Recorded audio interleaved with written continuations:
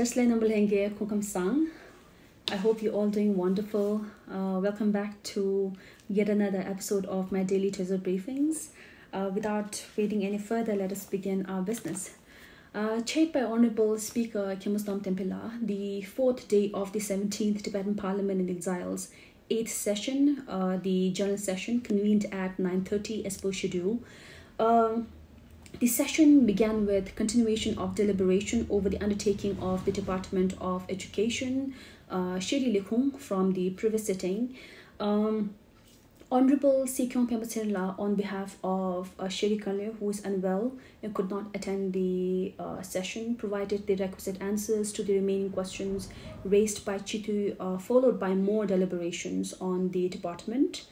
The deliberation topics ranged from appreciation of many weekend and Sunday Tibetan language schools in European countries, Canada, everywhere across the world. There were ideas on fostering creativity and reasoning nurturing programs in Tibetan schools instead of just plain academic focus. Then on facilitating the known 300 plus special need Tibetan children within India with learning disabilities and physical disabilities. Then adopting various measures like increasing child and family allowances for parents with more than 3 children. There were questions on the new boarding school for overseas Tibetan students at Lower Tissery, many commendations of the Central Tibetan School Administration, which were recognized for its top performing academic result in All India CBSE Class 12 examination this year. Then there were queries and questions on publication distribution of children's books. There were suggestions and queries on training and capacity building programs designed for Tibetan educators. Of course, appreciation to the Himachal Pradesh government for providing special seat for the Tibetan students in various medical colleges across the state. Then on the newly registered Tibetan charter school in Minnesota by a group of individuals, and basically many queries which were responded with requisite clarifications by Honorable Sikyong Pembatsirla.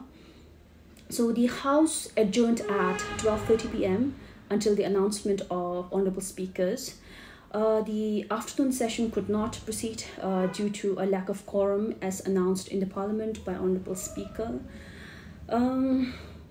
So this isn't a secret that there is a group of Tibetans calling themselves Shirimima, apparently protecting exiled democracy as it continues to make the most undemocratic statements and now breaking the law and order of this land of India.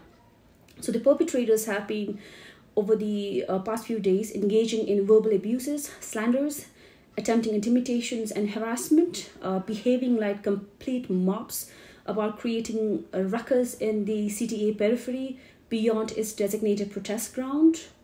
So basically their poor behavior will only enrage other views and could spark violence, for which Kasha will have to take responsibility of taming their disorderly conduct.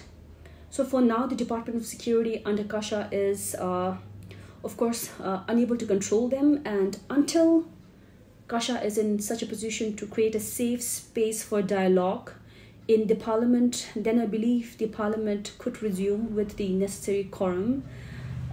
So yeah, I will get back to you then with my treasure daily briefing when we resume to the Parliament House.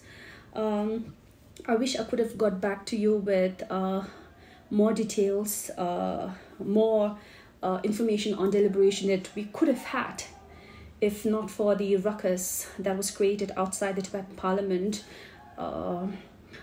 So this is it for today. I hope to get back to you soon, informing you more about the deliberations that takes place in the Parliament, holding check and balance of the administration Kasha, as we ought to be doing as Tibetan parliamentarians, ensuring that the Tibetan government in exile runs smoothly, so that our democracy is protected as it ought to be. So this is it for today. I hope to get back to you with more information in coming days. Until that happens, do take care of yourselves. Have a wonderful weekend. Tashleh. Tani daran samshayi.